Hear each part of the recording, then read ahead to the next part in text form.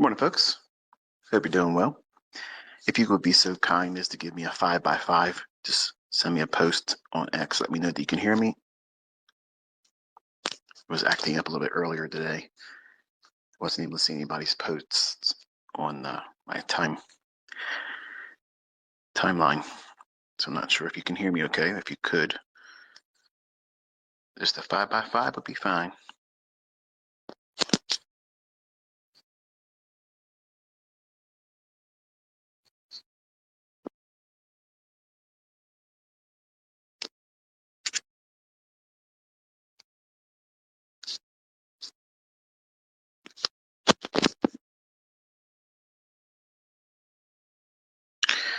Alrighty. Thank you so much. Well, good morning, by the way. It is a good morning, isn't it? Every day above ground is a good day.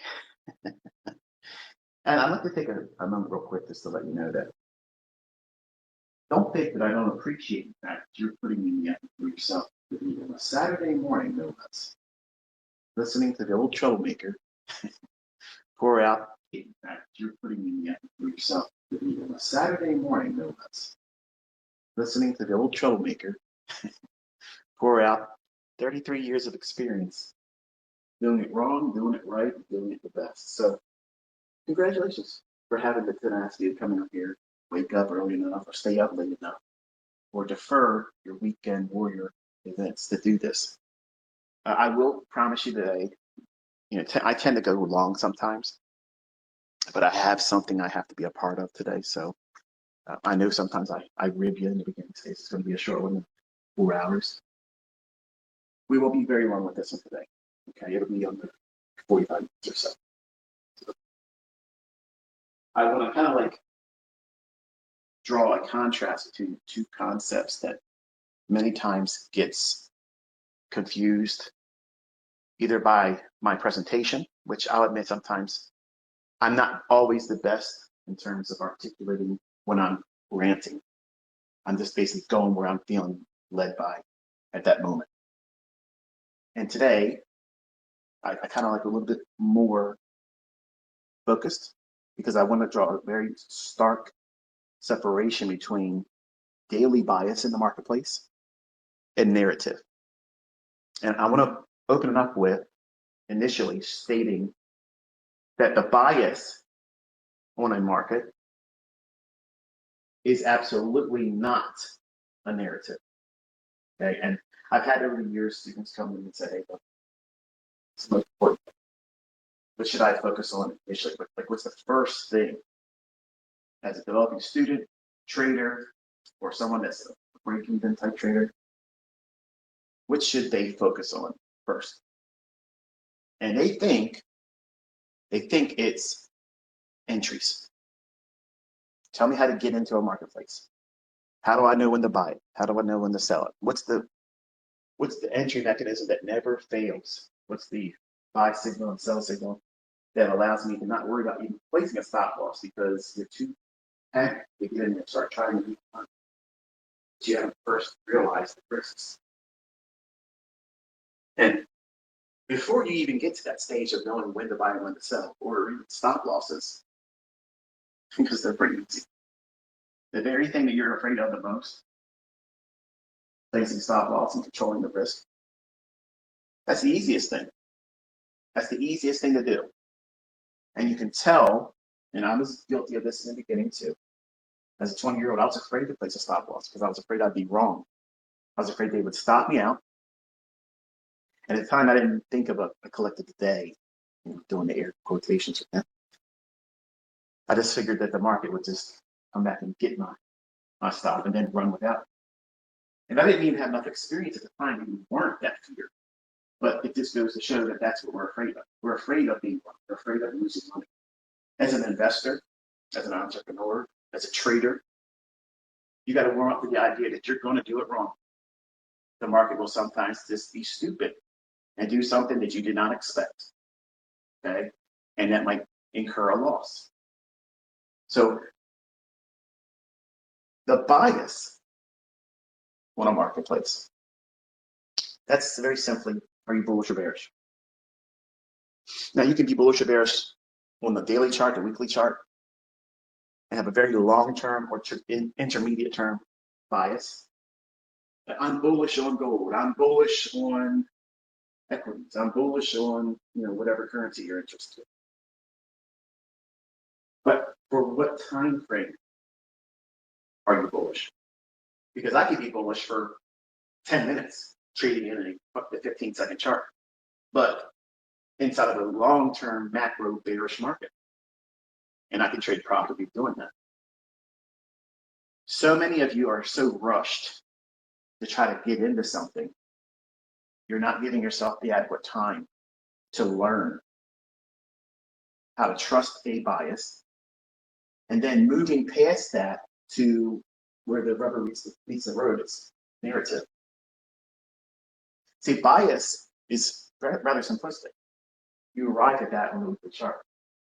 You arrive at that on a daily chart. Is the market going to go higher to an old pool of liquidity, an old relative equal high, two highs that are real close proximity to one another, and the most recent one being slightly lower than the previous? That's like king. That's where all the retail traders are going to feel real safe if they can short, placing their stop loss just above that. So I teach you to try to reach for that. And that is simply cut and dry, as easy as you can get for a bias. Whatever time frame that exists on the relative equal highs, that's the time frame that you're bullish. Does not mean you won't have down candles. It doesn't mean you won't have down days in between where it is right now and when it gets there. But all too many times, traders see a down day when it's unlikely bullish. I'm about to list through everything out the window because it probably just reversed because we got a down day closed down 150 minutes. That doesn't mean anything in today's solid. I shouldn't have any, bearing on what you believe is bullish on that time frame. In fact, it's good that there's down days in higher time frame charts like that, because that's how order blocks are created. The market trades above that down close candle, and it comes back and touches its opening price. And then you have a change in the state of delivery for the short term, but it's already been bullish. You see how quickly a neophyte, someone new, can get lost in the time frames and feel like, I don't know what I'm doing. The sands of time are just carrying me here and there, and I don't know what I'm doing. Why is ICT calling it bullish? Why is he looking for it to go here? Why is he looking for it to go there? Why didn't he do this and why didn't he do that? That's what we're talking about today. Narrative. See, it's not enough to know that it's likely to go up. It's not likely to go straight up every single day when you're bullish. In fact, it's unreasonable to accept.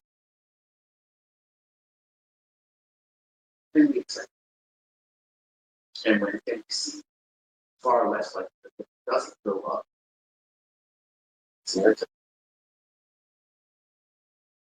Out of all the books I've bought, all the authors I listen to, even people that claim to have made lots of money, even my initially, first mentor, Larry Williams, his tools rather simplistic, but didn't really get to the core of what I was aching for. Was how do I navigate this stuff? Even if I see all the things that I had grown to trust as a brand new student of his, 1995,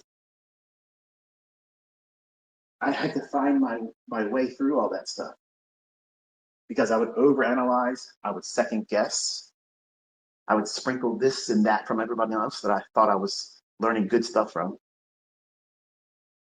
And it wasn't helping. It wasn't helping at all. Because I didn't know the mechanics of what was going on behind the scenes with liquidity, time-based delivery. And that's the crux of what makes algorithmic price delivery what it is. It has absolutely zero to do with how many people are buying and how many people are selling. And it's silly when you think about it, because you say, oh, look at the buyers. They're buying pressure. Here's how you quickly throw that into the bin, okay? You cannot get filled on a long purchase of any instrument at all unless someone took the other side of it. So there's transactions there. They're on both sides. It's funny how everybody misses the idea that it's going up. No matter how many contracts, how many shares, how many lots are trading, whatever entity state the other side doesn't matter. It's still the same buying and selling pressure at the same time. But you'll believe the books. You'll believe the authors that regurgitate everything else the books have taught. And it's funny how you're always learning and never coming to the knowledge of the truth. You're never getting there because you're believing the lies and you're drinking from the well that's tainted. If you go in looking for things that are false, not realizing what you're looking for is false, it's flawed logic. And it's easy to grow accustomed to saying, well, this game is random. It's not an even distribution of buying and selling winners in my trading. I have to always be willing to see the market go into states of randomness. And that is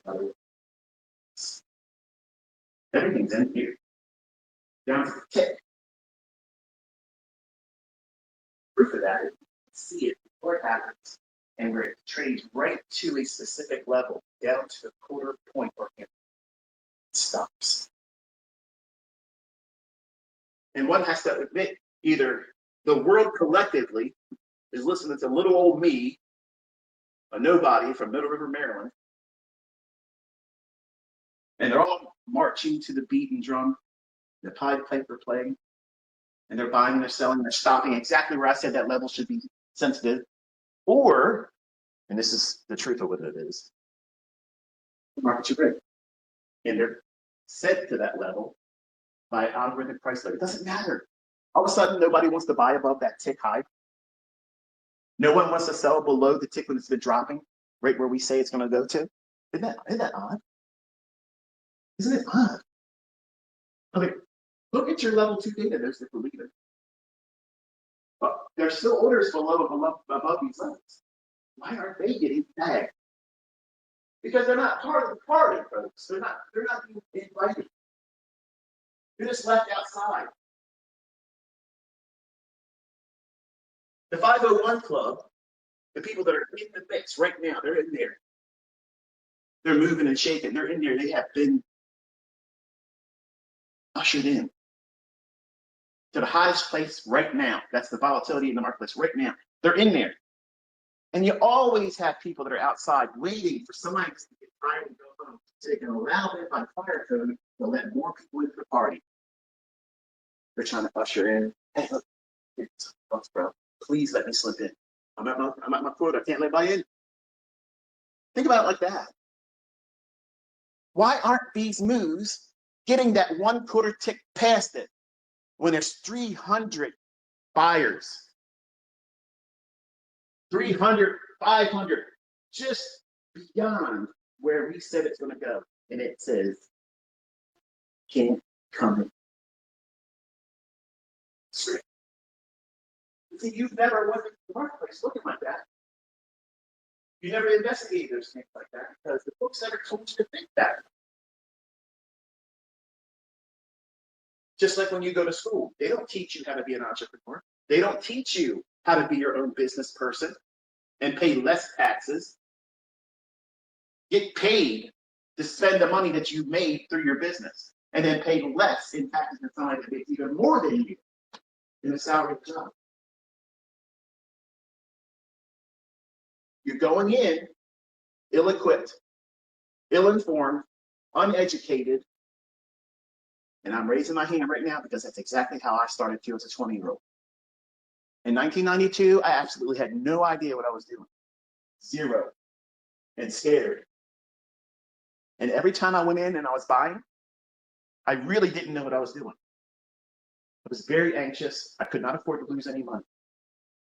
And the times that I was wrong, I didn't understand how the market was going to come back and take the sell stops.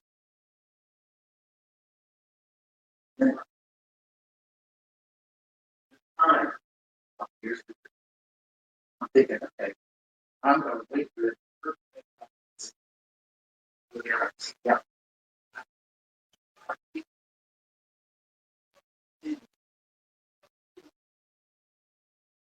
That was me finding my way actually to understand the concept of a narrative. Because I was a perpetual fool. Not because that's better than anything else. Not because Larry Williams said so. Not because anybody else I was reading the book from said it's the only way to make money to go along. Remember, I was trading commodities, grains, cattle, lean, live hogs. Think about it. Those markets are not just like straight up or straight down. They're all over the place. They have real supply and demand factors associated with them. Not like equities, not like index futures, not even like currencies. That's artificial. But the world's grocery store, commodities, they have a real value. They're always going to have value. They're never going to zero. Bitcoin can go to zero. Cattle prices will never go to zero. Everybody has their cheap trick. Okay? Sometimes it's big. But narrative tells you as the trader, is it really the right time to be buying when my bias is bullish?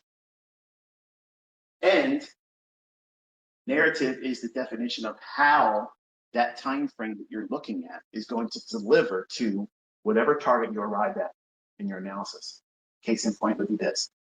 Let's assume for a moment you're bullish on NASDAQ. Okay? And you look at the weekly chart and you feel like, okay, it's going to go higher. And I think it's going to go up 600 to 700 handles from where it is at present. I'm not saying that's the case for right now. I'm just saying hypothetical. And I know you're probably listening to it on somebody else's YouTube. And there's no reference to time. Okay? So don't listen to this thinking I'm applying it to present market conditions at the time you're looking at it in the charts. This is a pattern. Hypothetically speaking, assume that you have several hundred handles that you think NASDAQ is going to deliver to over the course of 1 or 2, 3, maybe 4 weeks of time. So you're going to submit yourself to 4 weeks of time for that target to be delivered to. There's relative equal highs up there. There's a fair value gap, something other than balance. There's your reason for going up there. I think that's not the most important thing.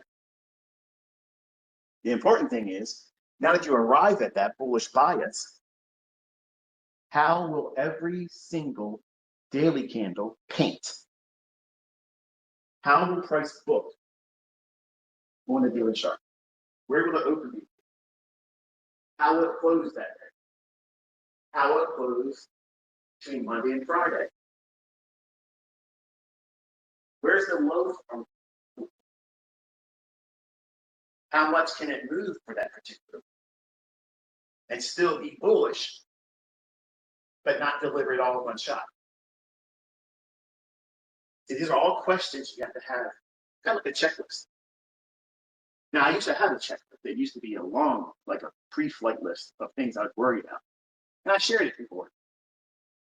And you're going to ask for it right now. And I'm sure somebody that has collected everything ICT has it and will probably share it. That's okay, let them do it. It's fine.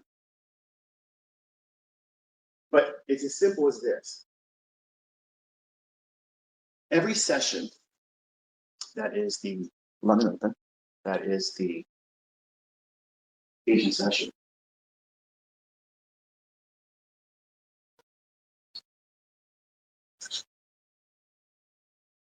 all of those Asian sessions have perspective.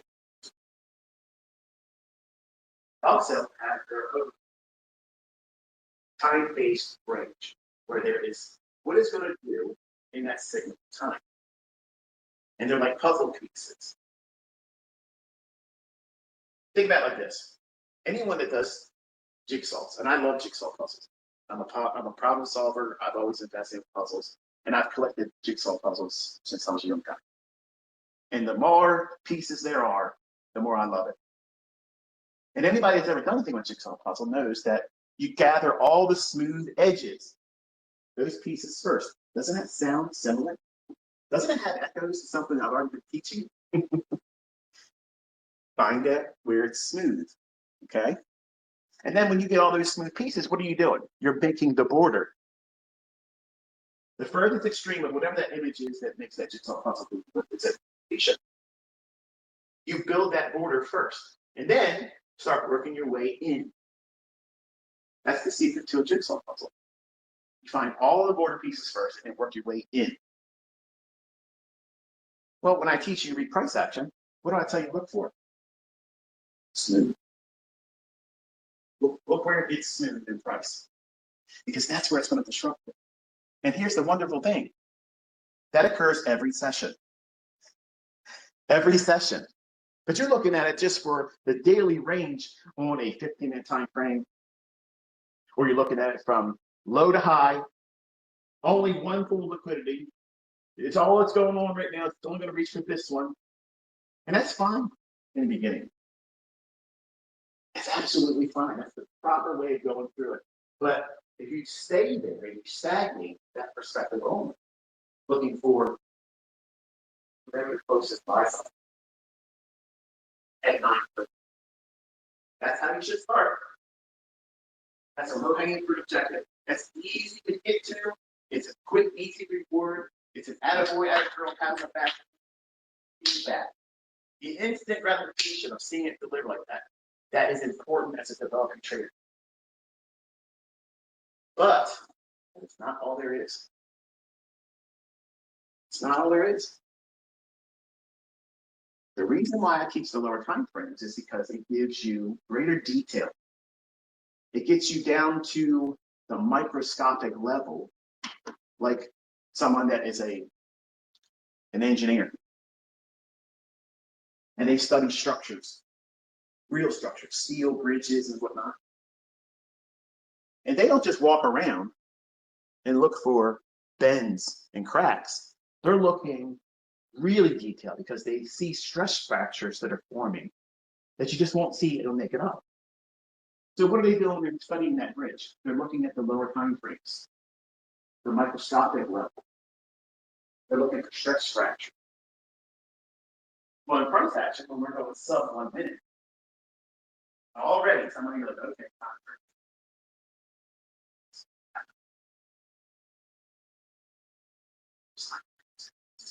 lots of teaching material, lots of study material. You see it every day, not just one time and wait weeks and weeks and weeks for a daily chart. Don't be stubborn as a student. If you're stubborn as a student, you won't learn. You have to be always ready at the moment to learn something. What I'm telling you is fractal.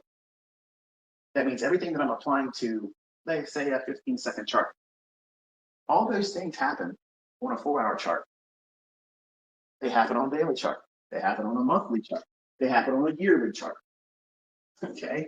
So don't get yourself all bent out of shape thinking, oh, this doesn't apply to me. So let me just excuse myself. Don't do that. If you look at a sub 1 minute chart for the session, what's the session?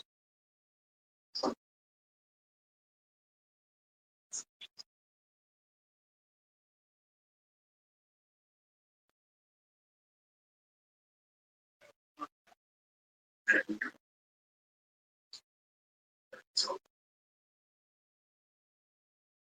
it's an hour and a half time.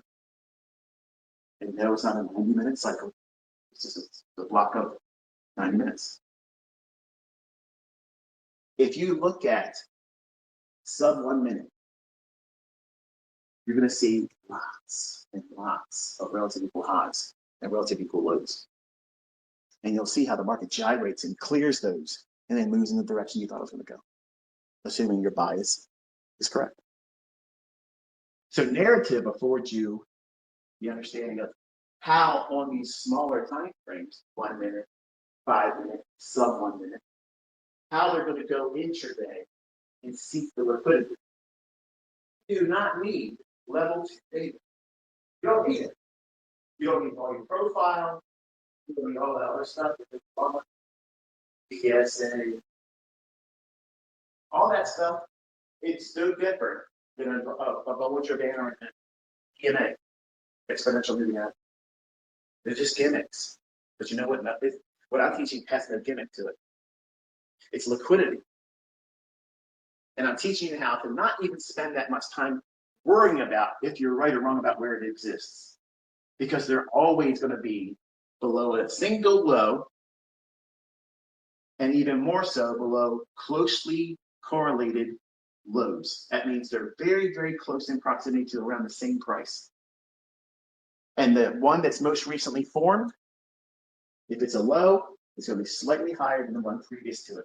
That validates it. That's a prime candidate for a liquidity run. Rate it and rip and go the other direction.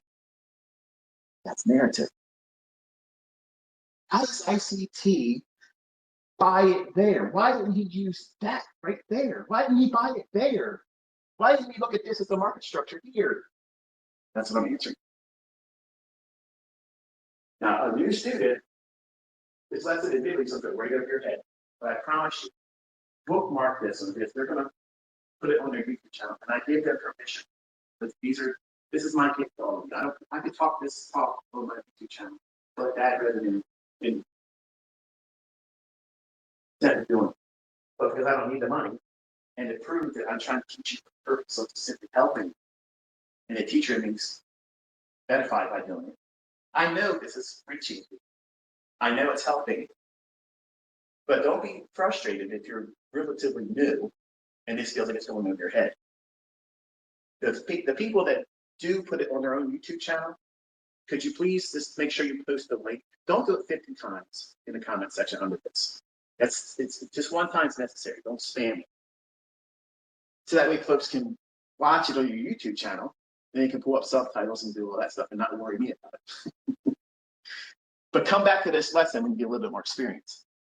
About 2 months experience. If you're brand new, about 2 months of watching my material and what I'm pointing to before it happens. Then this lesson will mean much more to you then. But the brand new upstart, it seems alien. It feels disconnected. But for the folks that have been around for a while and been around the block with me, you understand there are fair value assets I won't touch. There are order blocks I'm not trading. I'm finding the ones that make sense right now because I'm trading with proper narrative. I know I'm bullish because I've made it very cogent to you.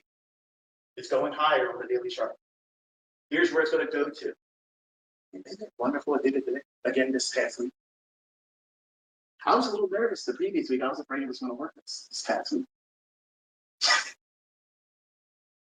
Oh, Michael Biggs. This guy's full of himself. But knowing the high and the low of the session, each session, as we close the morning session, call it 11 o'clock in the morning Eastern. So 9:30 opening bell, equities. Go through that range. As soon as 11 o'clock hits, go down to a 1-minute chart, screenshot it, and then go into a 15-second chart. Now, I understand some of you don't have a 15-second chart. This coming week, I will post them for you. Okay, I will post them in the Telegram channel. So I will give you the same canvas that I'm going to use. Your homework this week is to use the charts I'm laying down for you in the Telegram channel. You can find that Telegram channel on my YouTube. Go to the channel description. And right underneath, if I'm mistaken, I apologize, but it should be right below or above the link that takes you to my X account,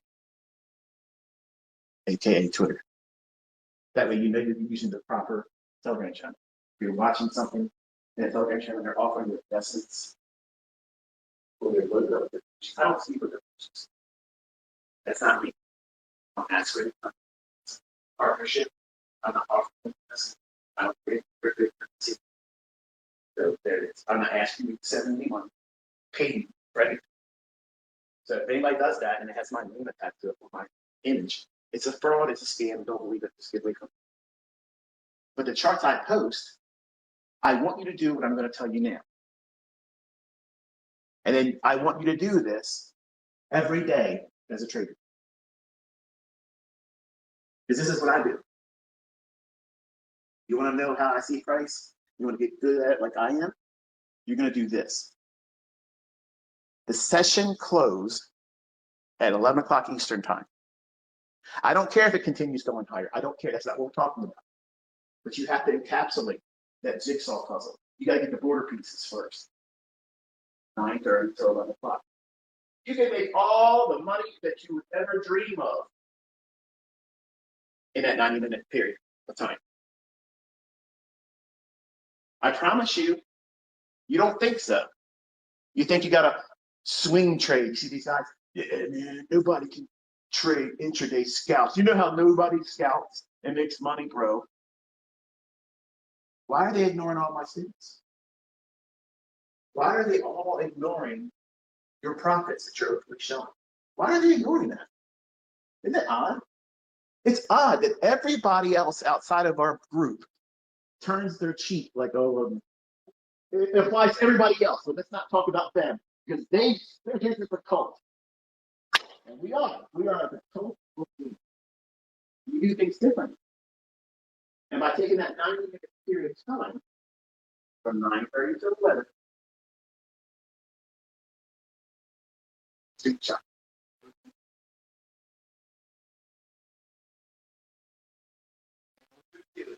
when you're bullish, while you were bullish, now in the beginning, you're only going to have the bias that I share. And there's nothing wrong with that. That's what I'm doing. I'm living my experience. That's why I do it. Because you don't know what you're doing. And you're going to have a whole lot of time worrying and obsessively conversing with yourself internally with a dialogue that is self-defeating. You're going to worry about things that don't have any bearing on what price is going to do. And you're going to be worrying about the thoughts versus watching price action and gaining the experience of saying, okay, I'm neutral. I want to watch to see what it does. That's the missing piece that every failed ICT student, every trader ignores. You have to discern how you internalize what's going on. As soon as it runs 10 handles, you're thinking, it's going 100. I'm missing out. FOMO. Fear of missing out on the move because you saw something sporadic. I don't feel that. I'm not looking at price and saying, wow, where did that come from? Oh my goodness. I'm not thinking like that. I know what I'm looking for. Look at the comments when I post the right thing, when I call the right line. And the first thing pops up is, how did you know that? How did you know that? Lectures like this, where I talk a lot. Because I'm filling in the space that you're going to free up when you take rid of all of that toxicity that you're thinking, that would-have thinking, that scary stuff that you're thinking about because you don't know what you're doing. And I'm not trying to be condescending and talk down to you. It's normal for you to not understand what you're doing. It's normal for you to worry about what's the bias, what's it going to do, what's it going to do. I just want to get in. I want to make money. Because if I can't make money, the people that I told foolishly before I learned how to do this, they're going to be asking me, how you doing? What am I going to tell them? You tell them nothing. You tell them, I'm still working towards a goal. That's it. It completely diffuses the whole conversation, and it takes you right back to anything outside of that. But that 90-minute period of time, that's your border of that jigsaw puzzle. And every day, you want to go back through that on a sub 1-minute chart. And you're going to start seeing details that completely eluded you up until. See, when I'm showing you my recordings of me doing executions, my trades painting out here, I'm looking for this, looking for that. I've said this before, I'm not hiding it from you.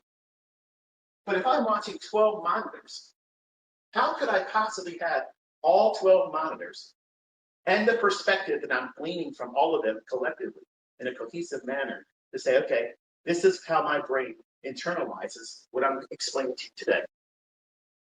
Settle down. Some of you are like, get to the point, get to the point. I am getting to the point. But I have to smooth the playing field for everybody that are constantly looking for things as a distraction or talk themselves out of it entirely and not realize they're doing it. Because you want to learn it right away, real fast. Give me the real fast version of it. Can't find a fast version of it. That's why I do these discussions with you. I don't monetize them because it kills the whole thing of you're just drip, drip, drip. Instead of just saying it in 5 minutes being done with it. You can't encapsulate 33 years of experience inside of an hour long, even a 4 hours a rig. Can't do that. Ask any professional that's highly upper tier in their profession. Whatever they're doing, they're recognized for it. They can't come to you and say, hey, this is what you do, this is what you don't do, and do it in an hour, and you walk away and you never need to tap into them again. You can't get that. It can't be distilled like that. And the menu today is everybody has a market. And they tap into me because they know I can talk for a long, long time. And for people that aren't trying to learn, they don't appreciate that level of depth. Because that depth is what you're lacking. That's what's missing from every book out there. That's what's missing from every other mentor that's teaching you trading or reading price action, because they don't have the experience doing what I've done. They would come forward and do it if they could. They don't. They're in here listening to me.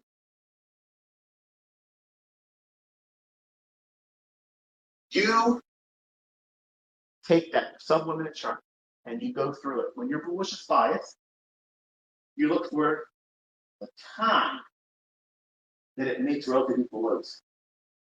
And you record that.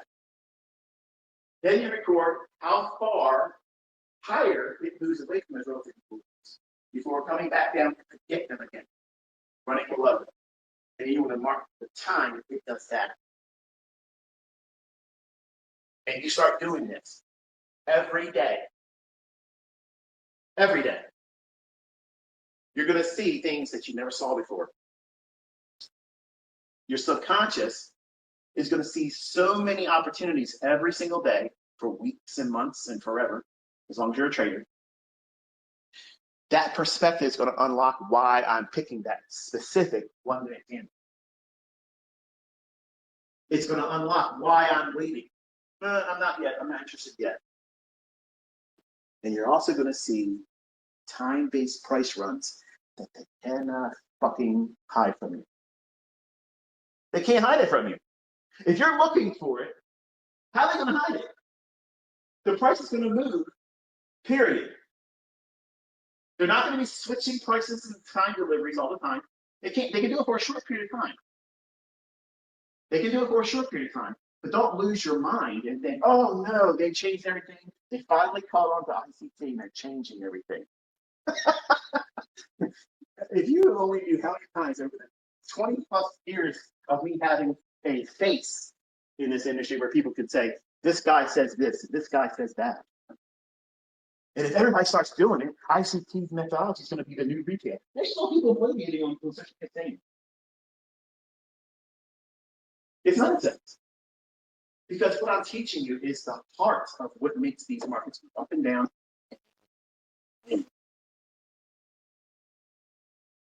What time is the market open? At Winning Bell. For electronic trading hours? I'm sorry, for regular trading hours? 9:30 Eastern time. Can they hide that from you? Yeah. How about 11 o'clock on the dot, not 1 minute before, not 1 minute after? Can they hide the time of 11 o'clock Eastern time from you? It doesn't matter if you're in another time zone or not.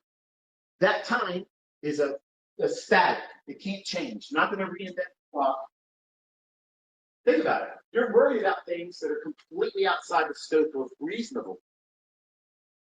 So if you're bullish and you think that the market's going to go several hundred handles because the weekly chart implies it, well, everything keeps going up and every down close candle supports price. So order flow is bullish. See how easy that is? I don't need an order flow on level 2. I've already made a mockery of it several times, even in this presentation, because there's many orders above and below the daily range that never get tagged in. But there's certainly hundreds of them sitting there, and they never grab them. They never yank them in by their lapels or by their hair and drag them into the party. They're leaving them there. Because that psychological impact of, I want to get out of my trade.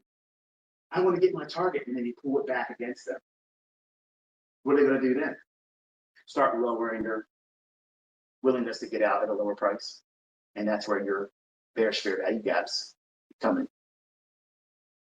See, that's the reality of what's going on.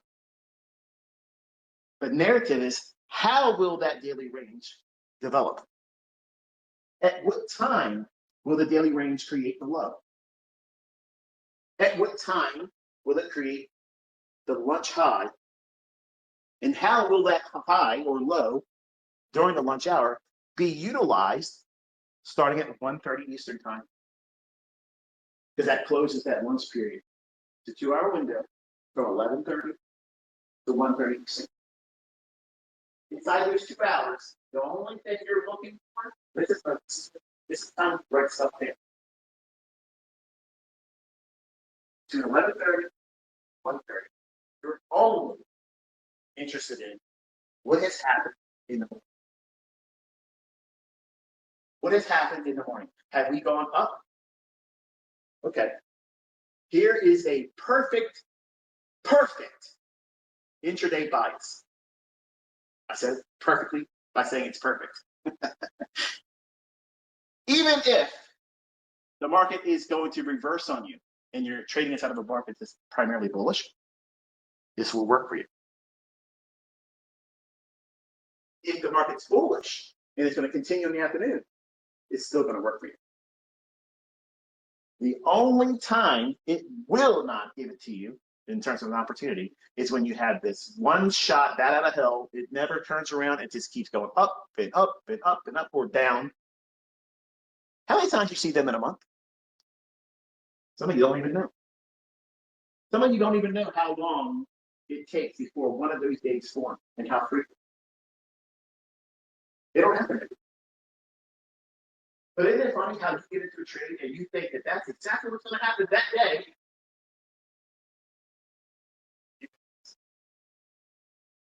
Or you think it's going to go in your favor like that, but it doesn't in the opposite direction. That's what you're thinking. That scares you. Or the first one is enticing you with greed.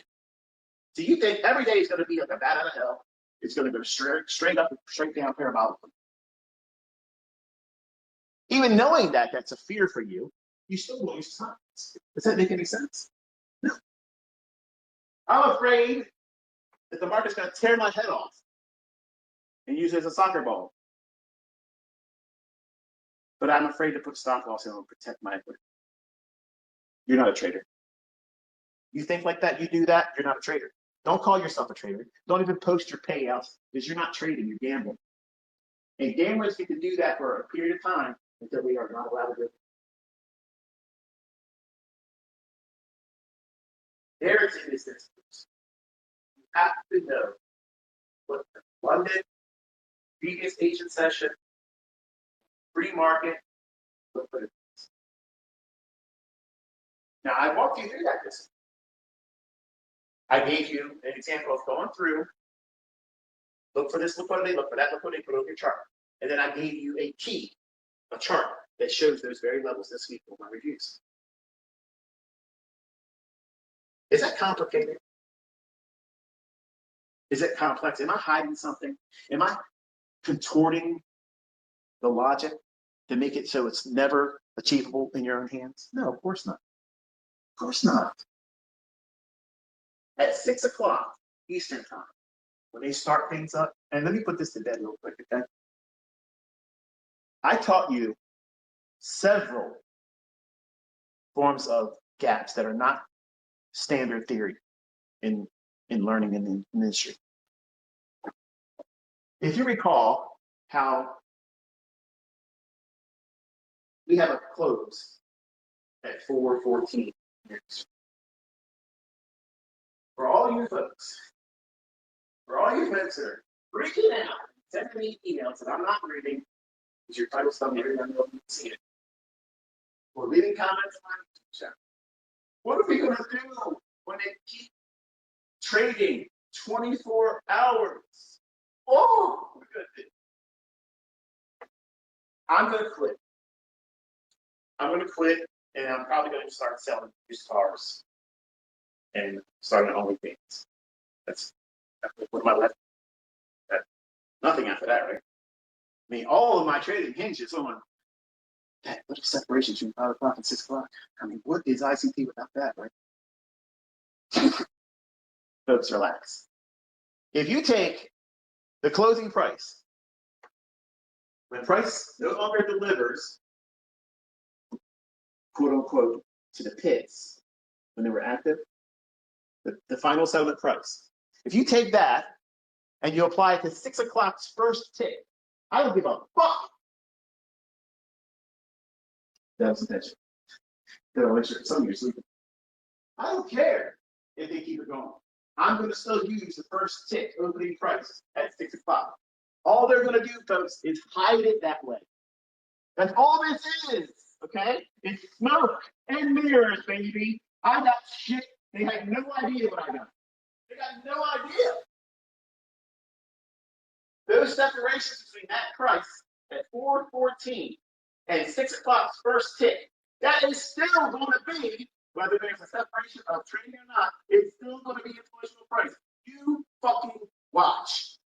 You watch and see that it isn't still there. Everybody else, until they heard me say here, they're thinking, oh, it's going to go away because you're changing everything. They ain't changing shit. They can't change it. The market's going to go up and down. There's going to be inefficiencies. It's always going to be there. See, I'm making millionaires with these simple little gems I'm dropping here and there. So I'm going to watch right here. Screw everything else over the daily range. Focus here because it's a magnet. It's going to draw price in. You think it's going to say this, let price just tick along, keep going. Don't close it at 5 o'clock. Keep it going. We're going to screw all of them. No, you're not. You're going to screw people that don't listen to me because they won't see it. But it's still going to be there. Don't believe me? Don't believe me. I want you to hold that down because when the shit still starts to keep working and I'm pulling out trade based on it, and it's going to be it's precise and everything else I'm doing, you're going to be like, what in the hell? Right.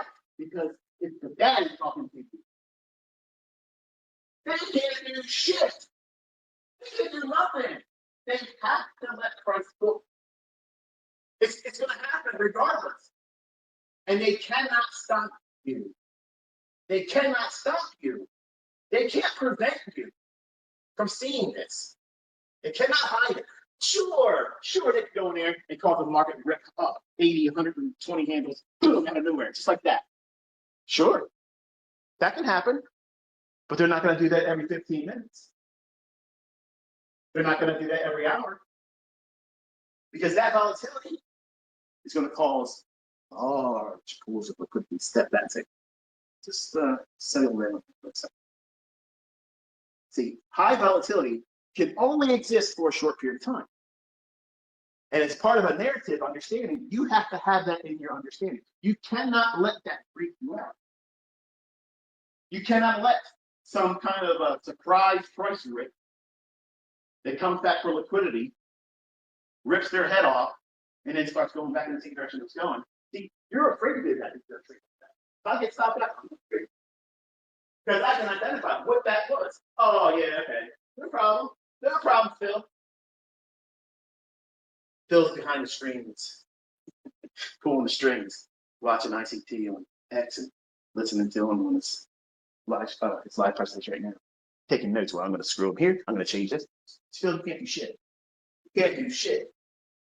You can't do anything except for widen the risk momentarily. That's it. And that can't happen every day. So that means, guess what? You might get stopped out. You may incur a loss. But for me, I'm going to go right back in there, take the next TD array, and I'm back in. What if they do it again? I'm going to wait. What am I going to wait for? Inversion fair value gap. It's always going to be there. It's always going to be there. That's confidence. It's arrogance. No, it's arrogance. It's confidence. I know what the weather's going to be. The third Thursday of June. I know what the weather's going to be in the marketplace that day. I know what the weather's going to be in the marketplace for NASDAQ on any trading day there is. What are they going to hide from me? Nothing. They can't hide anything from you.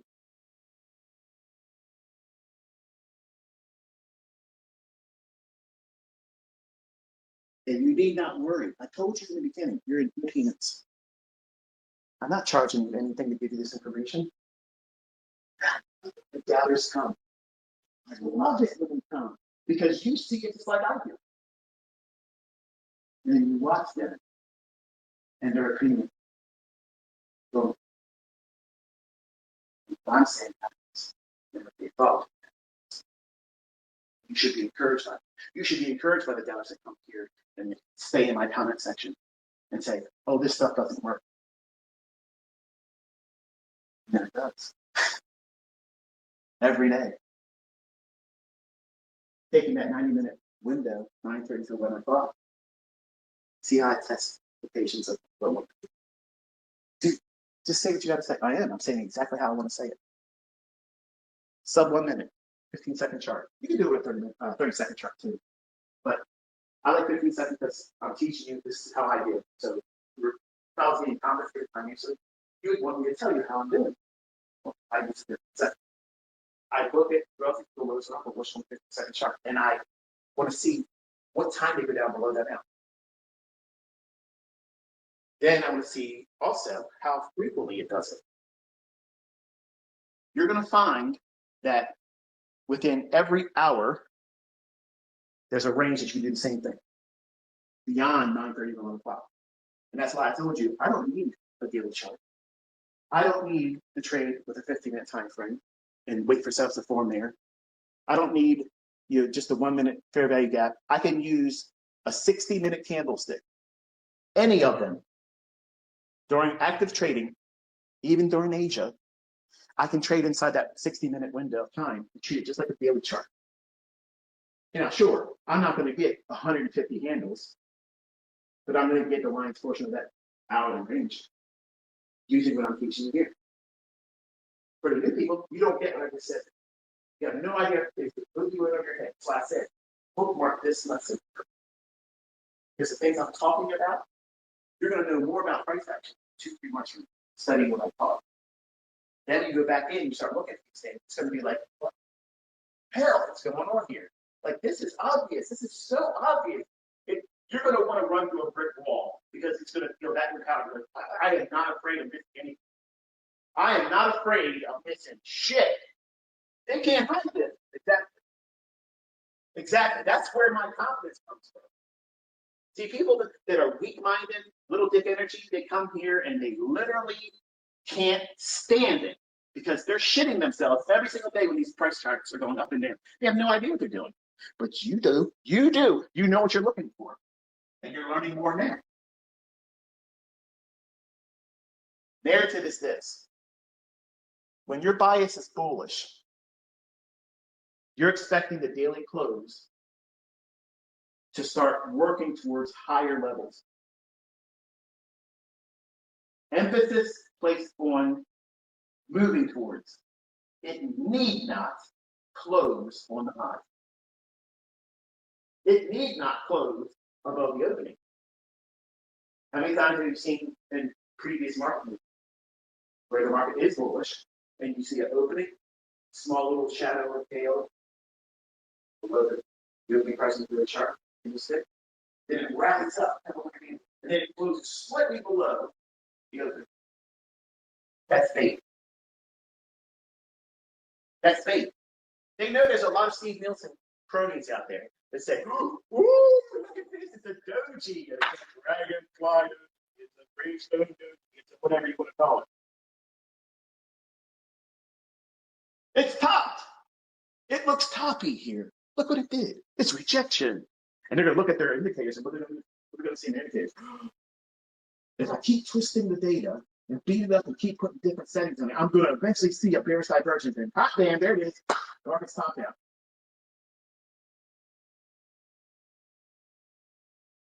You know that stuff too. I'm not making fun of you because I'm being mean. I'm remembering what the dumb shit I did.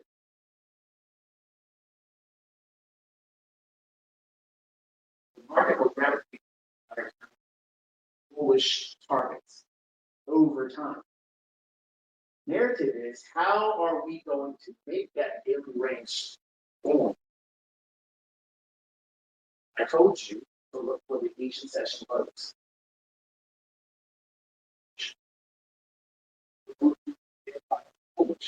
Start the Asian range low. And that's always a candidate for them to take down the market below that before it goes. Not a lot of times you see that. But before I close this session, I will tell you when they do it. You have to know the London is open. We'll call it 2 o'clock to 5 o'clock in the morning Eastern. Where is the single low or ideally relative equal lows? Inside that window of time. Many times you're going to see it go for that. More times than anything else, it's going to go for that.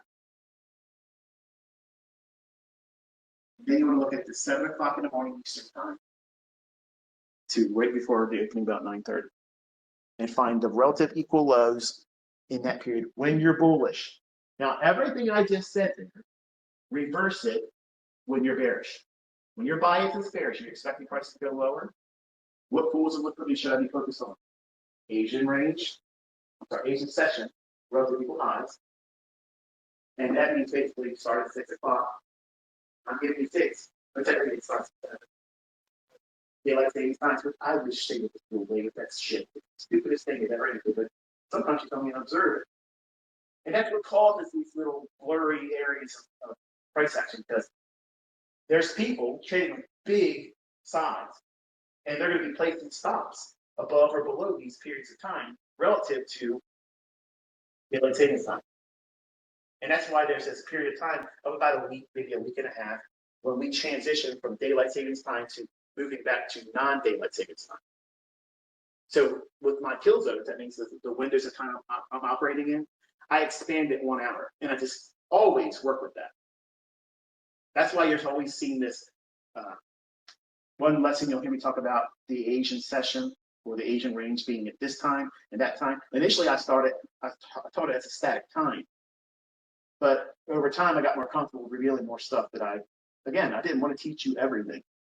And I still haven't taught you everything. And I never will, really. And now it's going to piss you off, but I don't care. I could stop. I could have stopped 10 years ago, and you had enough. But I know some of you guys are just maniacs like I am. You want to know everything. But at 6 o'clock to 9 o'clock, there's 3 hours there. If you want to be a purist, 7 o'clock to 9 p.m. Eastern time, there's your Asian session. Okay? Inside that period of time, that proves it's not a 90-minute cycle. Okay? You're going to do the same thing that I told you at 9 o'clock in the morning. I'm sorry, 9:30 in the morning to 11 o'clock in the morning. Everything is always Eastern time. Whatever time it is in New York, that's what the algorithm is talking. I don't care. Anybody says that Wellington is the no. Nope. London's the central hub. Nope. Nope. Nope, nope, nope. Midnight opening price. There's your beginning of the financial day. Everything is relative to where that thing opened up there and where it moves highest and lowest for 30 minutes until 12:30 midnight. That's an opening range that sets up moves for London. We can make it a little technical. But if you really want to dial it for London, 1:30 a.m. Eastern time, 2 o'clock for sure. That will help further. I'll go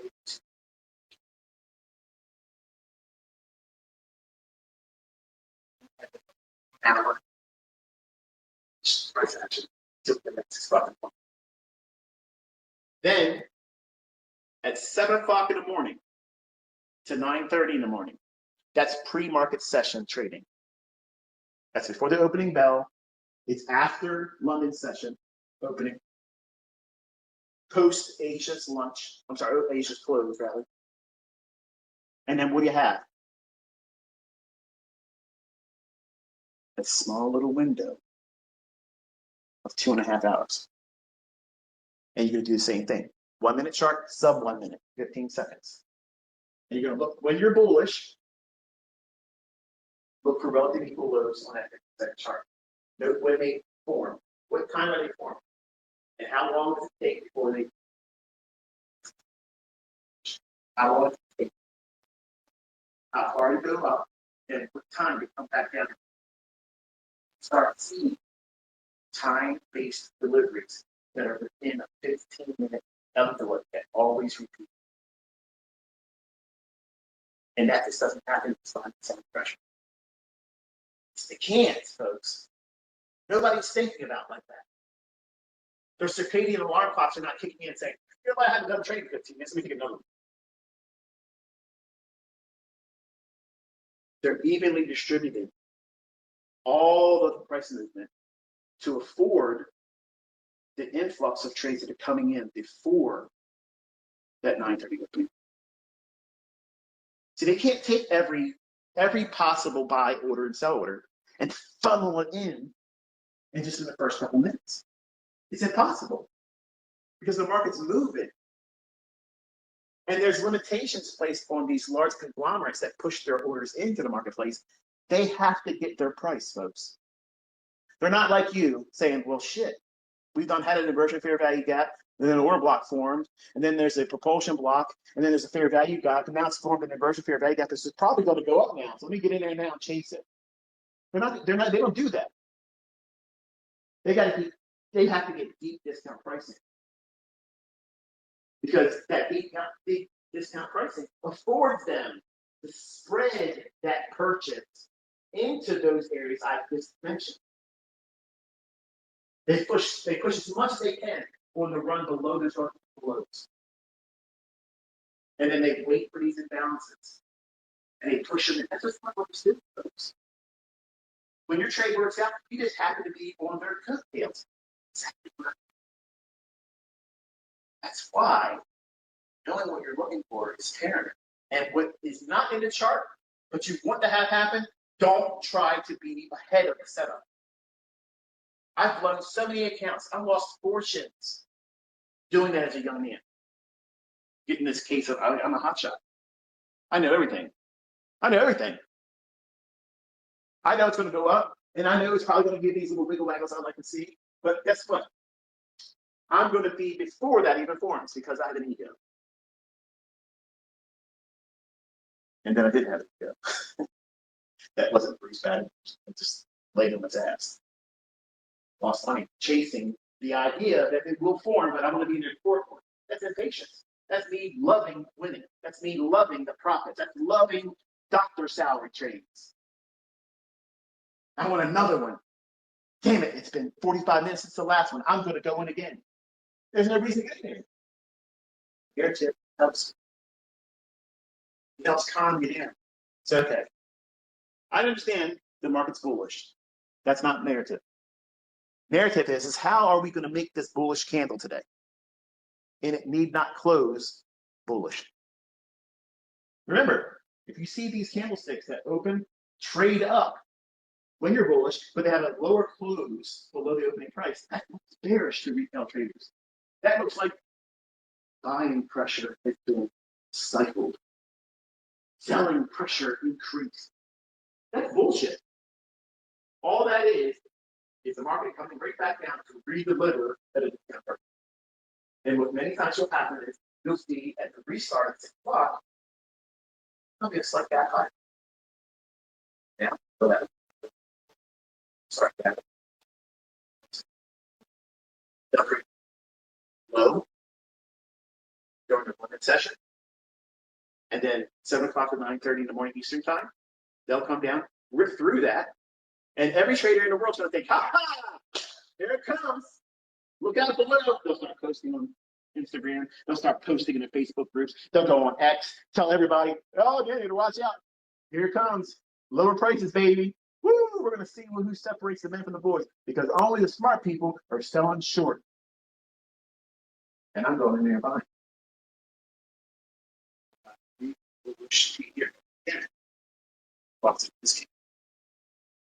then suddenly, in the afternoon, they're quiet. And I'm saying, that was random.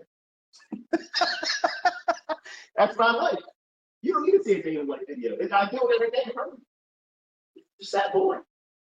You want me to add all kinds of stuff? It's like, here I am walking into my office. Here's what I'm eating for breakfast this morning. That helps me all.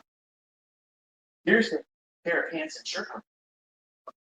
I'm a fucking contrarian woman. Don't you understand? I'm a trendsetter, baby. I'm not trying to fit in. Bullish. Less likely Asian session low. Less likely to take them out. When is it likely that it will do that, ICT? Can you help me there? Yeah, sure, no problem. When there's a 10 o'clock news drive on the economic calendar, if you do not look at that,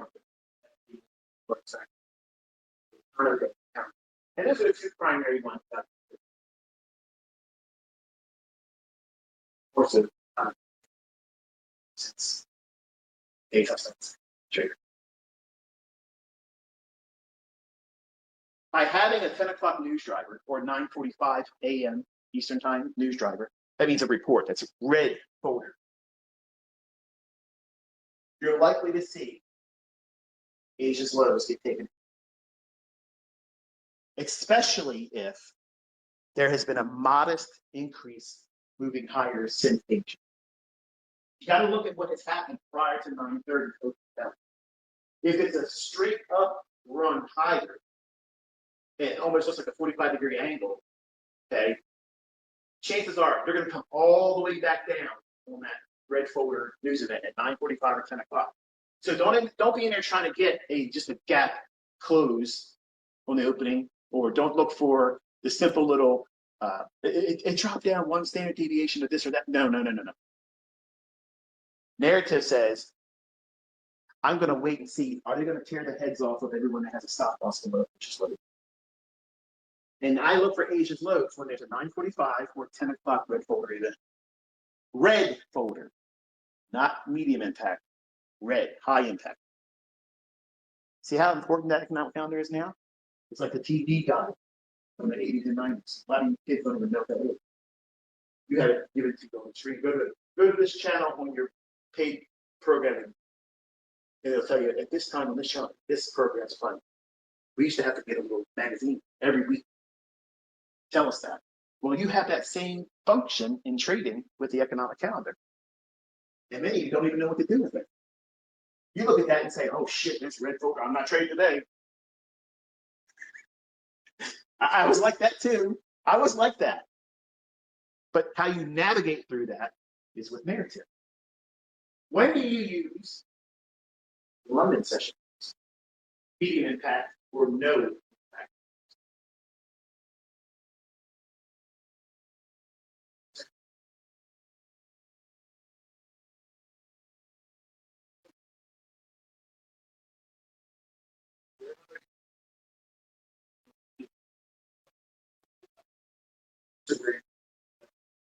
Where's your draw liquidity? Where's your target? Where's your terminus? Where do you think it's going to get to over time? Where are you at in proximity to that entire range? Because that implied dealing range is undelivered so far. It's pending. So where are you at that moment in the grand scheme of things? If we're in a discount, it's likely to go down to London. It's not likely to go to London when you're in a premium, because it's not going to offer discount pricing to retail risk. Then it will always work with just the pre-market session, 7 o'clock to 9:30 open. And folks, if you don't know what the fuck I just gave you, that's the keys to the kingdom from narrative and bias. I just laid it down. It's given to you, and you cannot hide it from you. Very specific rules, very simplistic rules, but not for the new trader, not for the new student person. Someone that's all hopped up on volume profile and shit. That's why you're always going to have the privilege of being on the other side of my fucking trade when I'm moving. Because you think you know something. Because it gives you these little things on your chart and you feel informed. I got nothing on my chart but time and price. And I'm telling you where it's going. Look at what you just watched just this week. In a market that is highly manipulated. How do I know it's highly manipulated? How do I know that? How do I know when to expect this and that? Well, first of all, everybody understands now, especially since last year, if you're listening to me, either you learned about it beforehand, or you certainly know about it now. Opening range gaps. Often, how often are they showing the natural gap that's existing on the daily chart? They're leaving big pockets of the price. That's heavy manipulation. Huge amount of manipulation. So you have to be very nimble intraday. If you're not nimble, you're going to fall victim. And there's some pretty respectable names that have been, I'm not going to name them here because I don't want to take shots at them. But if you recently, in the last 2 weeks, have came forward publicly and said, hey, you know what? I got to be honest with you, man. This market has been tough for me. Or I blew my ass out in my accounts. They're gone. I wasted them. I have to reset. Let me tell you something. If you're feeling demoralized by that, shake that shit the fuck off right now. Shake it off. Because I'm going to tell you something.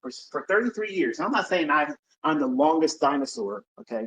But I guarantee if you get somebody that's older than me that's been doing Larry Williams, I guarantee if he came forward right now and said, okay, it's still difficulty, 1 to 10, 10 being fucking nearly impossible. Where are we at in the grand scheme of things from your perspective? 55 or whatever it is, I don't even know. You've been doing it forever. Been trading since 1970s. What is your opinion in terms of the difficulty right now? And all the things he's seen, I guarantee you he'd say, this shit is wild. Like we've never seen it like this, folks. And these 20-year-olds that run around and pretend like, oh, nothing's changed. Dude, you have no idea what the fuck you're talking about. You've never traded in daily ranges where if you got 6 handles in S&P, that's a big fucking day. 6 handles, 24 ticks. That was a big deal day, man. That's literally 5 minutes of trading right now on a slow day. That's the monstrosity of we're dealing with that as traders. In one way, it's wonderful. It's intoxicating because there's so much movement that entices you. Get in here. You have to have levels of deferring when you're going to take the next setup, the next trade. Just because you think it's going to move right now, you need to ask yourself, am I feeling that because I want to do something because I'm patient? Or is my model really working? Because it's getting addicted like a gambler does to a casino. That's why there's no clocks and there's no windows in a casino. Because they want you in time distortion. They don't want you realizing how much time you've plopped your ass down and you're just waiting for the eventual win. Keep plunking down your wrist. Keep feeding the machine. Keep playing that card to get dealt to you. It's going to happen eventually. If you stick in it long enough, it's going to happen. You're going to get a win. And even if you get back your losses and you won't be smart enough to walk away then, you're going to say, I'm on a streak. I'm going to push it again. That's the same thing that happens in trading. And the unfortunate thing is all of these influencers, whether they're great at trading or not, they have a huge impact on a large number of you. And when they show you that they're winning, and that's awesome. I love seeing it. I am not looking down on anybody. I'm trying to give you all proper perspective, even the folks that are winning, because what you're doing right now and you're winning, don't be surprised if things change market-wise and then you can't find consistency. You're going to get punch drunk doing things that really don't make any sense as to why you're doing it or increasing the level of risk. Right now, at the highest time in history of trading, we've never seen the volatility levels that we have right now. It's never been there. It's fuck you for the fixes there. Look at this, look at that. Dude, look at the daily ranges. Look at the daily ranges, man. Like, this is a dreamland for a scalper. But you can't be in there every 10 seconds trading. You can't. You'll get your ass handed to you.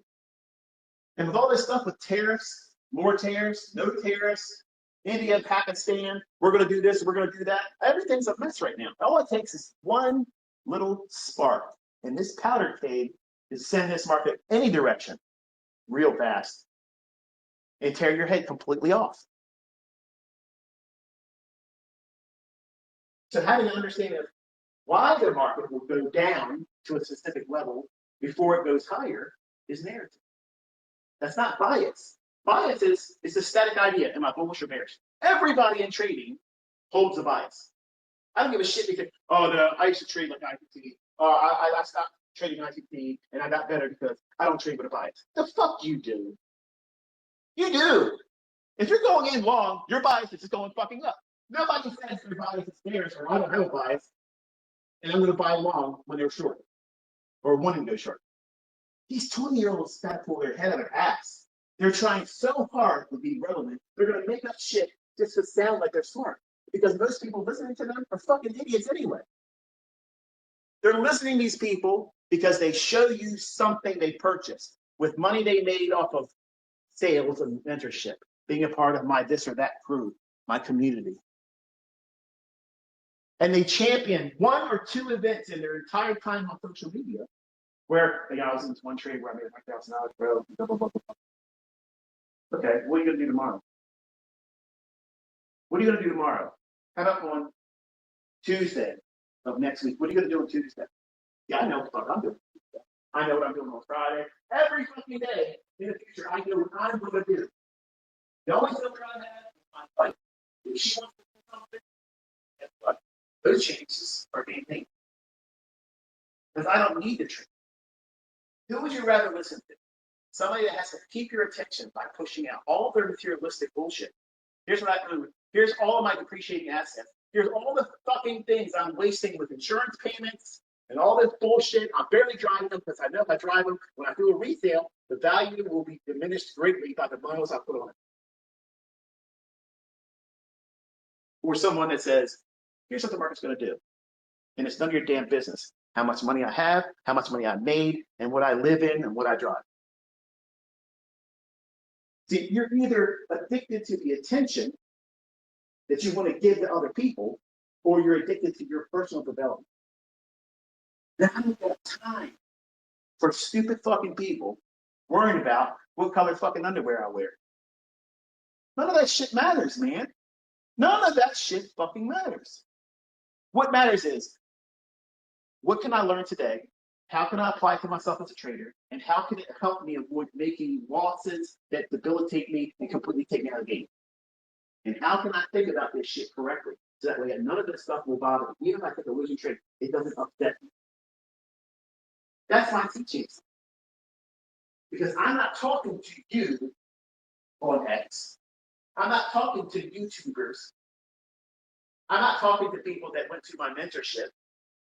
I'm talking to my own children. I'm their dad. And when I'm talking all the time, if I'm speaking about money, making money, not losing it, holding on to it, and how to navigate problem areas, I'm talking to Caleb. I'm talking to Cody. I'm talking to Cameron. I'm talking to Kaden. I'm talking to my daughter. And no, you don't fucking know her name. And I'm not going to reveal it. It's always been an alias. She had to fucking move out of state because she's fucking weirdos. Some of you have no idea how a boundary is. It's respectable. And some of you expect levels of information that nobody would be comfortable giving. Show me this and show me that. How about I just fucking told you what the market's going to do every single day?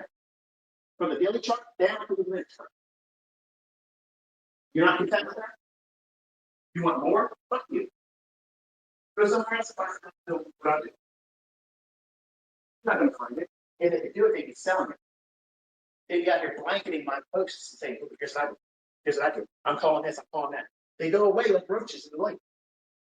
Come out here and show it. They run away. I got nothing to lose.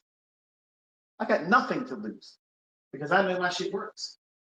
If you listen to me and the rules that I lay down, tuck them in these really long-winded bloviations of bullshit. It's going to help you if you listen to it, but I tuck it in there because I know there's a lot of lazy people. And I can't stand laziness. It pisses me off because some of you want me to give it to you without any effort. You don't deserve that. My own children don't get it like that. Why the fuck would you expect it to be given to you like that? If anything, I would lay it in your hands like that. If Caleb was here right now, he would tell you, he ain't lying. You're right. I make them work their job. I make them go to their menial jobs. I make them do that. You want to know why? Because that's what built me up. The tenacity I have, I don't ever want to go back to having to do that. Ever. I'm never going to work for another fucking man or woman. I'm never going to fucking do that. I put myself in a situation that I will never have to ever do that. Whether I take a trade ever from now to the last time I throw out breath. I never have to do that. I don't have to put a fucking another video up on YouTube. In fact, I can't stand doing it. I hate it. It's fucking nerve-wracking to me. I can't stand it. I'd rather teach like this. And some of you don't like this. But this is what I want to do. Because this is the stuff that matters. This is the things that make you or break you as a trader. And 20-year-olds ain't been around in the game long enough to know this stuff, unless they heard it from people who've been doing it longer, and they parrot it. They regurgitate or say it verbatim. I don't want my children to do what they do for their job. I don't want it. But I know eventually it's going to kick in for them. They're like, you know what? That's not breaking off like that. So I have to roll my sleeves up, show him that this is what I'm doing. And they're going through it just like you are. I fucked around for 6 years when I first started this stuff. I had it figured out in 3.5 years. But I still thought I could do more with it. And I tinkered around 2.5 more years. That's the part, that 2.5 years made it like, you ain't telling me I don't know what the fuck I'm doing. And I was doing all the wrong things at that time, 2.5 years of doing stupid shit, trying to make something better than it already was. At 3.5 years, I've had what you're watching me use in front of you right now. And a lot of things are notes. I promise you this. If I showed you everything I could do, CNBC and everybody ever that fucking place, you even want to talk to the newscasters outside trying to get you fucking talk to them. It's just like that, folks. It's just like that. And I love blurring that line because I want a lot of skepticism. So I want that because I plain view doing that. Think about how many people follow me. I'm not bragging. I want you to think about this. Think about how many follow me on YouTube. How many are here right now listening? Look at it. Look how many people are listening right now. They're not listening. And they're the same people that are not even subscribed to my channel because 95% of my comments are from people that don't subscribe. So that means they're a fair weather student. That means, well, let me go see what this guy put on YouTube now. I put more effort into these discussions than anything I've ever put on YouTube, and I'm not getting paid right here. I'll prove it to you again. I'll show you that there's no monetization on X. I don't have any monetization in Telegram. So the dude that posted that shit, I wouldn't even know how to do that on Telegram because no ads roll in my Telegram channel. Come on. Ad revenue is trash money. It's garbage. I use that for my daughter. That's what that's for. Dad, I need help with this. I could use this. I need new furniture in here. My car needs new tires. It's like a slush fund. That's all it is. And when we have vacations, I draw from that. That's it. It's not a lot of money, though. It's only $200,000 a year. I am not living on $200,000 a year. I blow through that all year long. What happens then? My property taxes are many times more than what you earn a year. Hello. I'm talking to you in the most down-to-earth way I can. And there's nothing for me to monetize in this. I give everybody else the permission to use these recordings, and they post it on the YouTube channel. And what I teach you in these settings is just like we would be if you were in a one-on-one back in the 90s with me. But I would be doing it at the start. And only being with me for 1 week was hard. But I had students that did really well from that. But I didn't have a lot of students doing real well. Because 1 week, how much note-taking can you take? Think about how much I've talked today and how much you've wrote down. See, you think that all this stuff is grandiose, egotistical, showing off, being pompous. It's not, because you're going to get to that level in trading too. Or you think your shit stinks. No, it says the market's going to shift. It suddenly does. What are you going to do? How are you going to deal with that? How are you going to internalize your future continued success on short-term adversity? Because when you have adversity in these climates right now that we have in this volatility, these levels of volatility that we have right here, right now, you cannot get a case of the ass and say, well, damn it, I'm an board man. I'm going in, I'm getting it back, and I'm taking a pound of flesh with me from too. You'll blow your accounts. You'll blow them. I'm trying to remind you of someone with 3 decades plus experience. I've seen every market condition that's ever been there. Ever. And this is the most difficult time as a trader I've ever seen. And these 20-year-olds that walk around and act like that, this is the easiest thing in the world. No, it's not, bro. No, it's not. I guarantee you, hook a heart rate monitor up to your bullshit, live stream it, and do that. I guarantee you, you're clocking 180 fucking beats a minute. I guarantee you, you're doing that. I guarantee you, your blood pressure's sky fucking high. I guarantee you it is.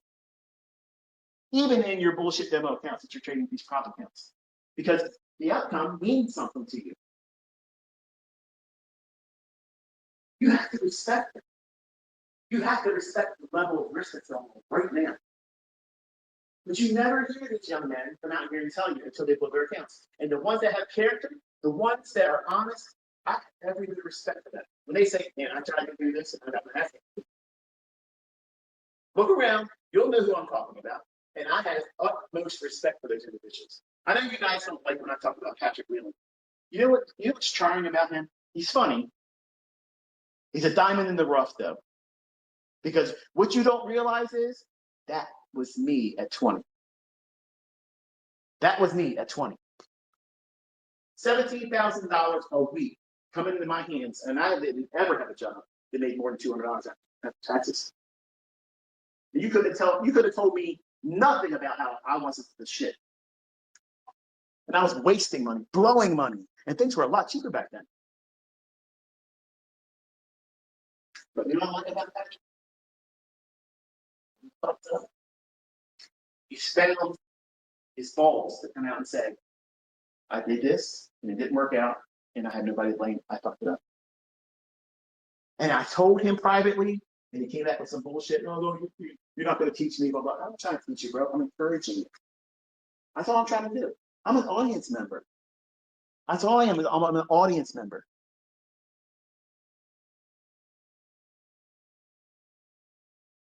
Don't lose sight of what you're doing for. And I have openly and privately gave that man my respect for the times he's done that, where he's came forward and said, I fucked up. I blew this account. I blew that account. You don't see that a lot. You don't see that. And people need to see that shit.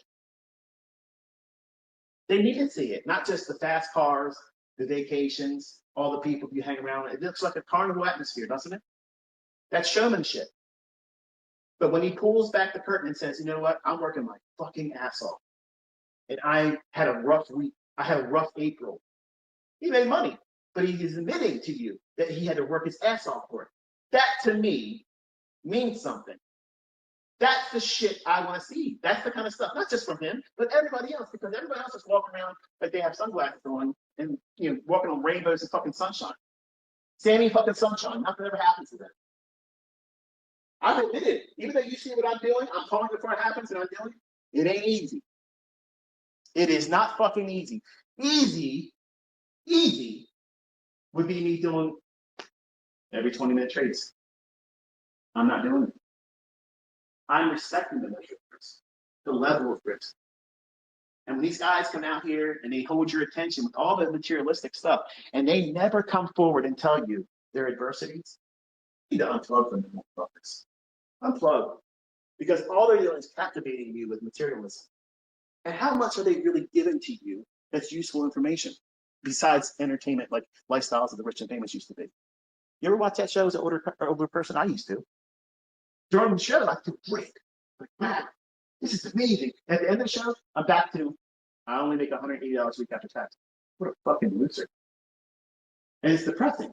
But then I start looking at how many more days it's going to be until the episode comes on again. That's what you're doing with social media. You're worshiping these people. That's why I don't worship me. I give you nothing materialistic. I showed you the goods. Here's what price is going to do. Because that's the only reason why you should listen to somebody about trading. Who gives a shit what they own? Who cares? I could be renting stuff. They'd be like, oh man, let's just keep this. Fuck that. I'm a simple guy. A Corvette, I can afford any car out there. Plural. I can buy a Lamborghini every single week. Cash money. I love Corvettes. That's my dream car. As a little boy, and I live my life like that. I like simplicity. Even though you think my stuff is complex, it's simple. I have simplified it. But see, what you're doing is you're trying to apply everything. And a simple thing is knowing is the market going to go up or down. It's drowned by what's the COT in the traders report say? What's the relative analysis between euro and pound? Which one's failing to make a lower low? And let's add into it seasonal tendencies. And let's add into it 15 other markets, because that's going to help. All that does, sincerely, this is what it does. It gives you more shit to worry about. I've shown you last year and this year by looking at one market in a closely correlated market, the S&P. You take everything I've called in advance and then executed and showed you it, times that by 20 accounts times 5. Nobody's made that much money in profit, ever. And I had 2 of them come out and facetiously tell you, basically, don't even fucking try it, Michael. And I never would. I would never give them my personal information. But I really strongly contemplated making friends with 10 special individuals. 10 privately selected individuals to have access to what I'm doing. Scale back just a little bit, just to be under the radar. I want to test these prop firms. I want to test what they're willing to pay out. And everything documented, so you can see when they don't do it, I'm going to open a can of whoop ass and show the whole fucking world. This is why you don't want to do it. You want to make your money. Don't try to build up a big amount of money there. Get enough money to go into a life. That's what the real business is. I'm going to come here and troll one people first. So here's my first response. I'm coming for you. You don't know where I'm coming from. You don't know how it's coming. It's coming, baby. Woo! It's coming in. Prop firm, day of reckoning. I told you I've been working on a project. I told you I was working on it. And guess what? You have fucking nobody to blame but yourselves. Because you have fucked people over constantly. They're making money. Well, let's come up with some bullshit rule. Boom! You're banned. Boom! You're closed. You broke this rule. Keeping endless numbers of fucking new rules coming up all the time. And you make it impossible. Trading ain't nowhere near like that. You can't hold a trade past this time. No, you can tell me I can't trade that way. Yes. Don't worry, I'm not going to regret your shit. Everybody else doing well with it. It will still exist. I'm just going to wait for them to pull the rug and say they can't pay out. Actually, I'm telling you, it's coming in the future. It's coming. And when these people come out and show you how they traded, what they did, and no fucking rule got broken, except for something they Mickey Mouse leather ass. Then the smart people will say, you know what? I'm not going to try to make my career out of it. I'm going to take a couple $1,000s out, fund myself, and leave them in the dust. There are people, and a lot of them are students, that are fleecing them on the regular. But I want to see the boundaries, how far it can be taken within their bullshit rules. See, some of you snubbed your nose when I said $40 to $50 million because that's exactly what I would do inside of 1 month. With the bullshit that they have right now, 20 accounts, up to 15 contracts, I don't need that. I'll do 1/3 of that. Don't take my word for it. Do the math of what I've shown you. There you go. Motherfucker, walk the ground.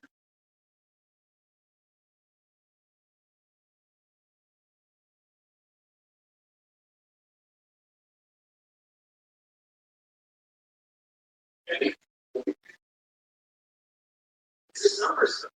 It's just that. These setups are going to be there all the time. These top curves won't be. Maybe. I told you last year, there's going to be some regulators stepping in soon. I think motherfuckers going to be surprised when they show up at their ass. Say, surprise, motherfucker. Yep. So if you're a high roller and you're pulling out big money with it, it'd be very, very important decision making on your part to navigate that and start making sure that you're able to pull out what you have. Because you're going to see a lot of them just stop. One of them's changing right now. I think that's it.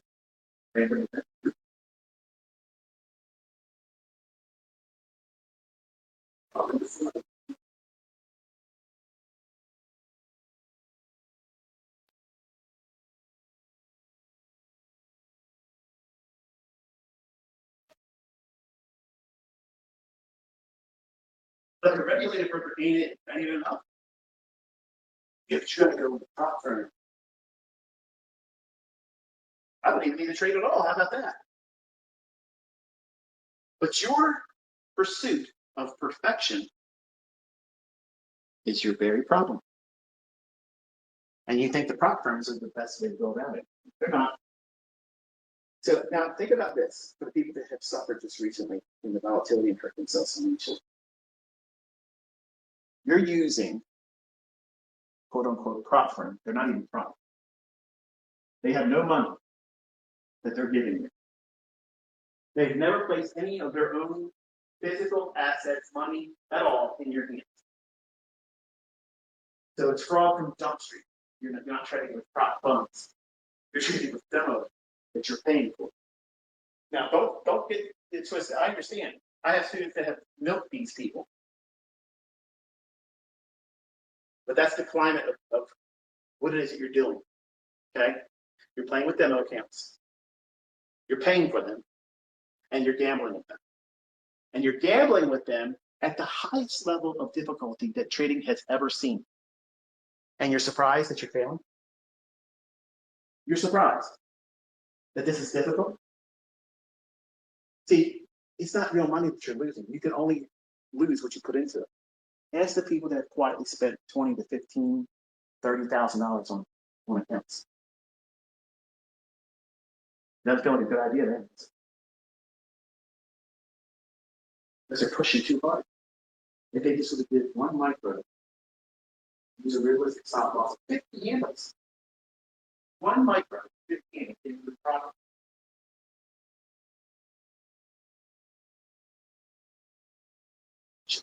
Spend it.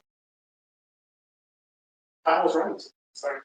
Allowing credit cards. That was it. You know what that also is? That's cash grab. They know they're near the end of their life cycle, so they're getting wherever they can. I mean, how many prop firms have you seen go out of business? Just stop. Class action lawsuits brought against them coming up. Believe me, folks. You don't want to make your life there. If you can get a couple $1,000s out of it, okay, great. You don't need to work very hard or very long to get that. But go into a brokerage firm that's regulated. And no, I'm not going to name any of them. I'm not an introducing broker. No one's going to accuse me of that, ever. I had a brokerage firm which reached out to me through a second party person. So that person.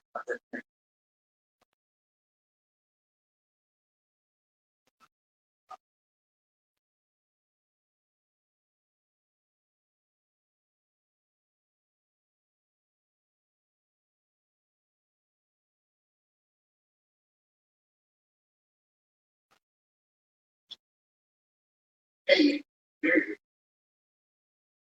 And I responded that I appreciate the offer, consideration, but I never do affiliates, ever.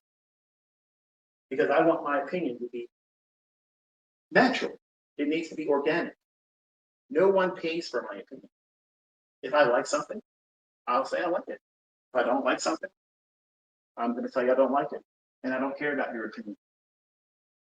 You came here to watch whatever I say or do. Wouldn't it make sense if I was being honest and told you what it is I like and don't like? What benefit is there if I say this product, this service, this broker, and they're monetizing their relationship for me telling the public that it's good? When I would never use any of them. I would never do anything partnership like. I turn down millions of dollars every single year just because of that. I have a lot of influence, and I'm responsible with that influence. I could be fleecing all of you right now, and I'm asking you to consider the medium I'm fleecing right now. I'm making nothing on my Saturday talking to you, giving you a calibration, a reset. This is how I should think. This is what I should not be trying to do right now. I blew it. Even he said it's kind of hard right now. And I can look back at it realistically and say, you know what, I pushed too hard in an environment that I shouldn't have. I demanded too much from my own personal trading in this current condition, and it was unfavorable. And I should not be surprised by it, and I should not be demoralized. I'm going to learn from this. The proper mindset. If my sons would have done this, hurt themselves presently, it's the same thing I do with a whole lot of public.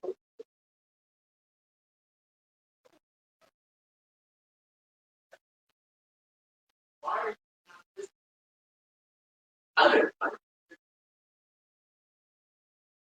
But you think you know better. But you keep feeling back, listening to something different. And you don't listen to the things I've heard. Despite all these people out there in front of you, trading in these environments that are more difficult than trading itself, prop firm. All those rules that you're forcing yourself into, they don't exist in a brokerage account. They don't. That's not even a real perspective of trading. What you're honestly doing is you're making it an Olympic feat just to be profitable, not make a lot of money, just be profitable. They gear it and they rig it in such a manner where you are absolutely assured if you push just a little bit harder than you should, you're going to go out. A trailing stop loss that goes up as you make money. Get the fuck out of here. Get out of here. You can't build a cushion adequately as you would if you were trading with real money. They know by squeezing that noose tighter and tighter as you go, you're going to think about it. Then greed's going to be in there, and you have to war. Well, work me, blow me account, pay 30%. Straight, heavy leverage. If I get it, I'm going to pay out. That's what you find yourself doing. When I'm taking trades, and people that trade with real money in account, we're not thinking about, should I do this or should I do this? It's a stop loss, and I have consistent. Well, fuck all that. You have literally stepped into an arena where you have next to no chance.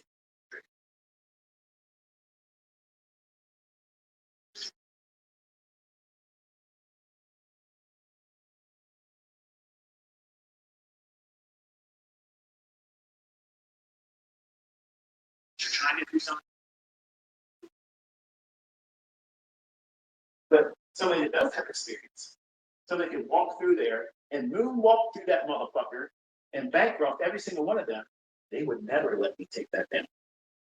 So We're going to have to go through third party.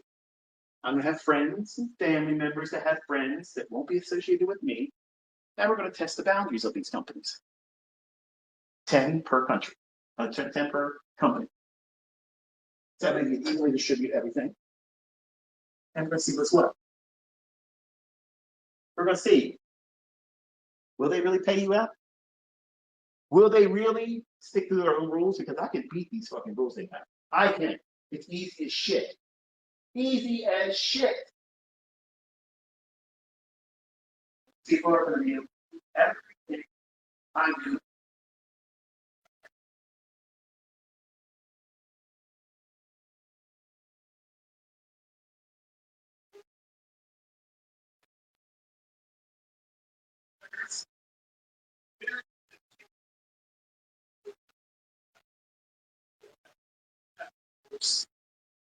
You have to be like John.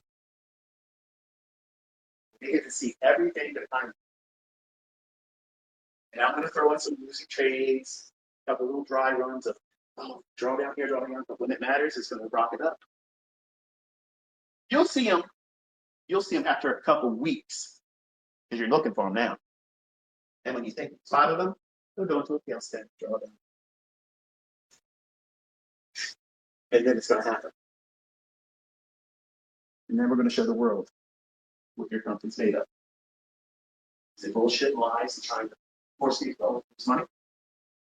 Or are you really going to pay out? We've seen record payout. It's not anything to do with taking someone's record.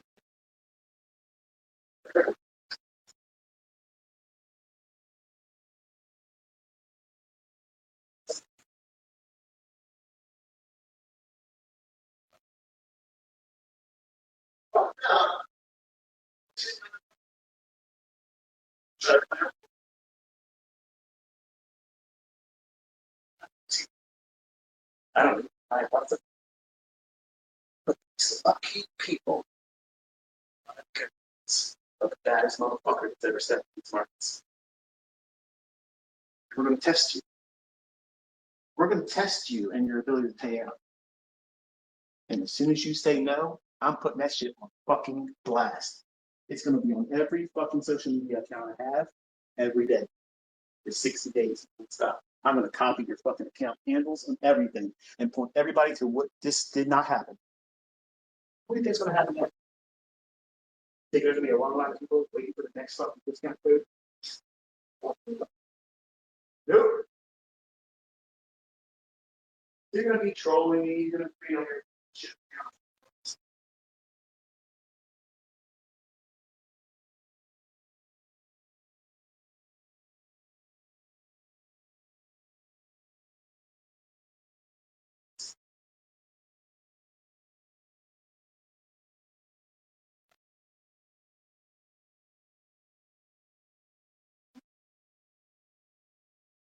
Now, you spend time strategizing.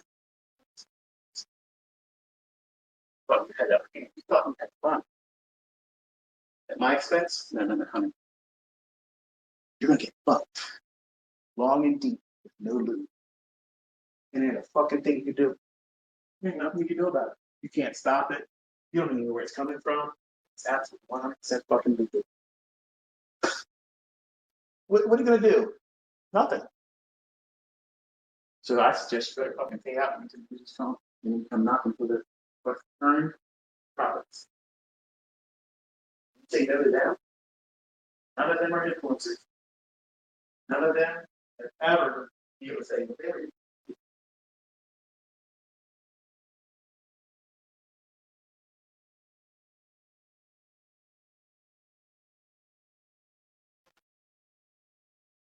I'm not bringing anybody stuff. They're not saving plenty of all of you. So are they going to operate like a business that they claim to be? Or are they fucking scamming frauds that most people that know what's going on understand that? Your broker is not adding new rules every day, every week to increase the difficulty of how you're going to make money.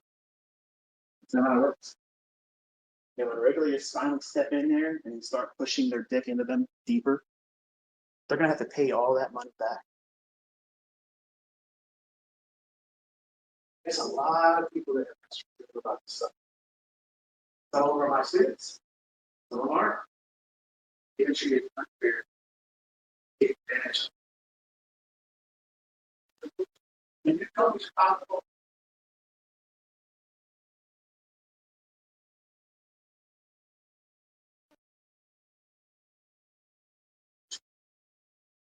But anyway, just want to share with you today, kind of get you gears going.